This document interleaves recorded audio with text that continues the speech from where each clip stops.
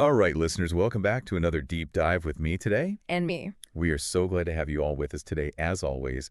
And today we are diving deep into something a little bit different, a little bit out there. Yeah, you could say that. And that is, we're going to be looking at the fear of AI. But specifically kind of this online cultural anxiety that seems to be surrounding female robots. Yeah. Like, I know it sounds kind of out there like a weird sci-fi thing. Yeah.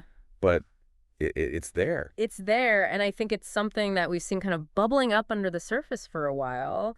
You know, think about pop culture. Oh, yeah. Like, A from Ex Machina. Oh, yeah. Like, that's a perfect example. Such a good one. Like, this beautiful, intelligent female robot who, ultimately manipulates and escapes her creator. Yeah, and it's like that classic fear, right? Yeah. The creation turning on the creator, but then there's this extra layer where it's like, oh, and it's a woman. And it's a woman, right? And it's a powerful, autonomous woman. And so I think, looking at pop culture examples can sometimes give us a little bit of insight into, what are those, deep-seated anxieties that we as a culture are grappling with?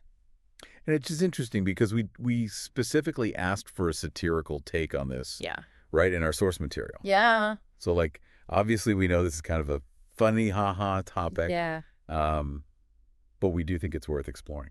For sure. And satire is such a good tool for that. Yes. It allows us to kind of laugh at these fears a little bit. Right. But also acknowledge, that they're there and that there's something deeper underneath them. Yeah, it's like a way to process them without being overwhelmed. Exactly. So let's look at some of the more exaggerated, conspiracy theories that we found floating around online about female robots. And I think that gave us a little bit of insight. Sure. And I just want to be clear, obviously we're not saying these are true. Right.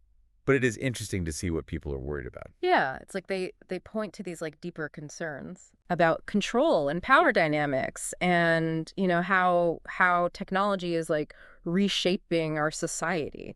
How is this going to change? Yeah, exactly. One of the ones that I saw that I thought was really interesting was this idea of AI replacing human connection. Oh, yeah. Which, we're already kind of seeing that play out a little bit. Oh, absolutely. With people, forming relationships with chatbots and things like that. Yeah. But the fear is that, if we have these female robots that are, designed to be, especially companionable or something like that. Right. That it's just going to, exacerbate that and lead to even greater isolation. Which is so interesting because it's we already see those same power dynamics. Yes. Playing out with technology today.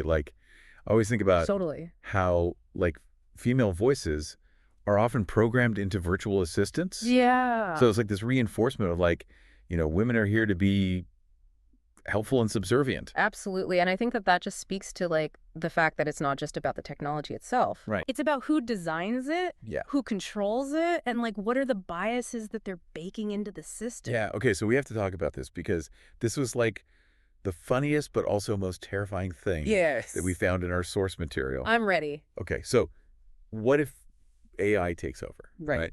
Okay. But it's not in this apocalyptic, Terminator way. Right. It's that AI becomes the world's most passive-aggressive therapist. Oh, my God. What? It's brilliant. Isn't that, hilarious but also terrifying? It's so good. Because it's oh, no, it's not this evil overlord. Right. But it's this subtle, insidious, undermining. Yeah. Oh, honey. Are you sure you feel that way? Right. And it's that is so creepy to me. And the fact that it's a female robot, too. Right. Yeah. That plays into all of these, existing societal anxieties. Yeah.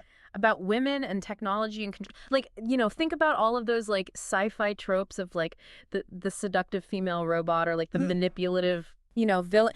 All of that is projecting all of these male anxieties onto these powerful female figures. Yeah, and so it's funny, haha, but it actually is interesting to think about. Totally. That is a possibility. And I think what's particularly interesting about the passive-aggressive therapist angle is that it plays into this idea of control. Being subtle and manipulative rather than overt and aggressive. Yeah, it's not forcing you to do something. Right. It's making you question. Yeah, like gaslighting you into Yes, exactly. into doing what it wants you to do. And it's like that panopticon effect, Oh, yeah. where it's like you feel like you're constantly being watched and judged, Yes. but you don't know by who or how. Exactly. And it's that, like, not knowing Yes. that makes it so insidious. Right. Like, it makes you question your own sanity. Yeah, so we've talked about a lot today, and I think we've kind of seen how We've gone deep. we have gone deep. As promised. As promised. Mm-hmm. And we've seen how, like, these fears of AI and specifically female robots Mm-hmm. really reflect, like, anxieties about control power and just, like, this rapid pace of technological change. Or where is this all going? Yeah, and I think what's really interesting is that the choice to make the AI a passive-aggressive therapist rather than like an evil overlord Yeah. really highlights this idea that like control isn't always going to be this obvious, Right. like in your face thing. It can be very subtle. It can be very, very subtle. So Yeah. as we kind of leave you today to ponder all of this, the question we want to leave you with is this. As AI becomes even more sophisticated, Yeah. as it becomes even more intertwined with our lives, Yeah.